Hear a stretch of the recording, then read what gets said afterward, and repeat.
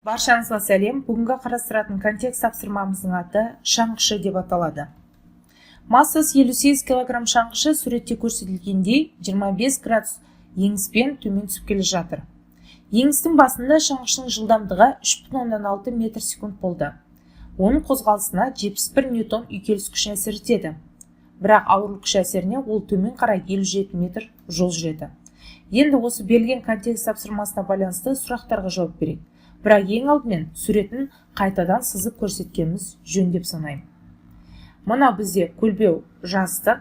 Көлбеу жастықтың жасайтын бұрышы, яғни бізде қанша градус болып тұр? 25 градус. Мына жерде дене кетіп бара жатыр, төмен қарай түсіп. Әсер ететін күштерді қарастырып өтейік. Төмен қарай бізде ауырлық күші, жоғары қарай бізде тіреуіштің реакция күші, немесе оны біз қысым күші деп атаймыз.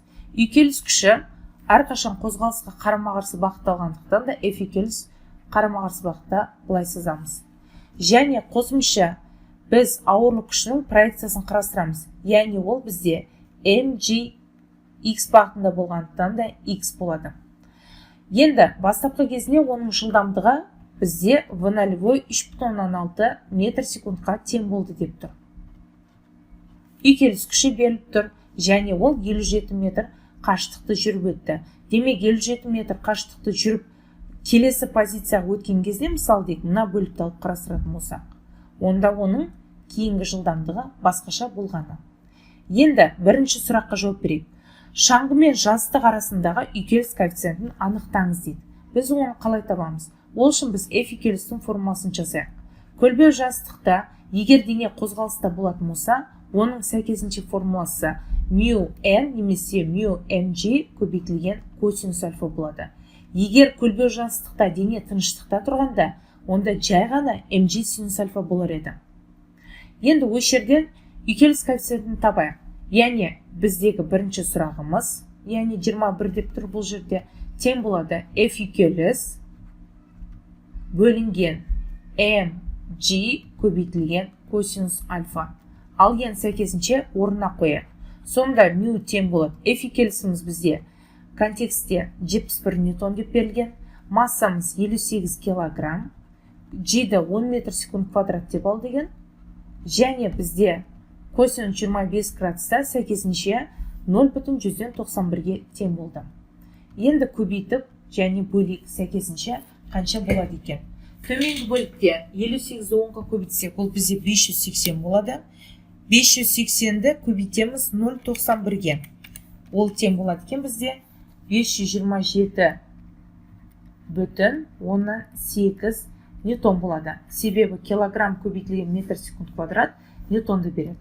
Жоғарғы бөлікте 71 ньютонның өзі болады. Ньютон мен ньютон қысқарады, үйкеліс коэффициентінің өлшем бірлігі болмайды.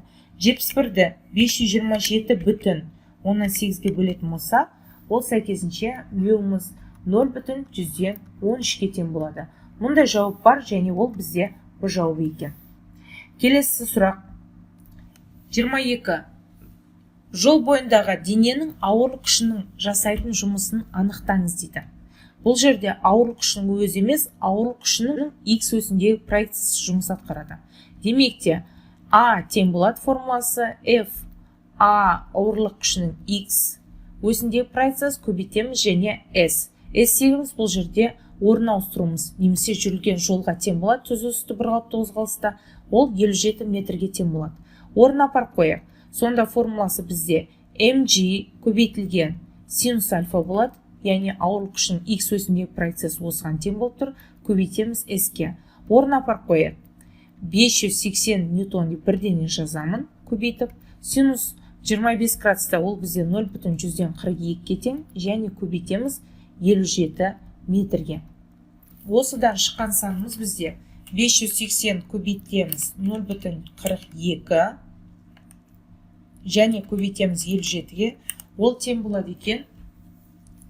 Жуықтаған кезінде 14.000 немесе дәл алатын болсақ 13.885,2 ньютон екен. Яғни ол 14.000 джоуль деп алатын болсақ, және ол тең болады екен сәйкесінше А килоджоульге айналдыратын болсақ 14 килоджоуль. Ең сұрақ, плюс па әлде минус па? Әрине біз оң таңбалысын аламыз. Себебі ауырлық күшінің x осіндегі проекциясы дененің қозғалыс бағытымен бағыттас. Сондықтан да 14 килоджоуль дегенді белгілейміз. Бұл бізде А жауабы екен. Келесі сұрағымыз, дененің қысым күшінің жасайтын жұмысын тап деді. Қысым күші дегеніміз ол жоғары қарай бағытталған. Және мынау немен жасайтын бұрышы бізде қанша градус болады? Әрине 90. Ал біз білеміз 90 градус бұрыш жасаған күштер оның жасайтын жұмысы сәйкесінше 0-ге тең болады. Себебі жұмыстың сәйкесінше формуласы естеріңізде болса f көбейтілген s көбейтілген косинус альфа еді. Косинус 90 градуста бізде 0-ге тең болғандықтан да қысым күшінің жасайтын жұмысы сәйкесінше 0-ге тең болады. Демек ол бізде С жауабы болады. 24. Дененің қозғалыс үдеуін анықтаңыз дейді. Дененің қозғалыс үдеуін табу үшін қандай формуланы қолданамыз? Бұл жерде бірнеше вариантпен шығаруға болады. Ең бастысы біз бұл жерде келесі формуланы қолданамыз. Яғни біз айттық, төмен қарай бізде mg көбейтілген синус альфа болады, әсер ететін күштер арқылы жазайық формуланы, минус f екелес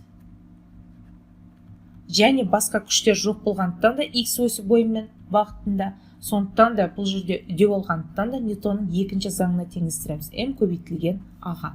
Осыдан үдеуді табайық. А тең болады mg көбейтілген синус альфа минус f екелес бөлінген бізде m, яғни массаға не істейткеніміз бөлеміз.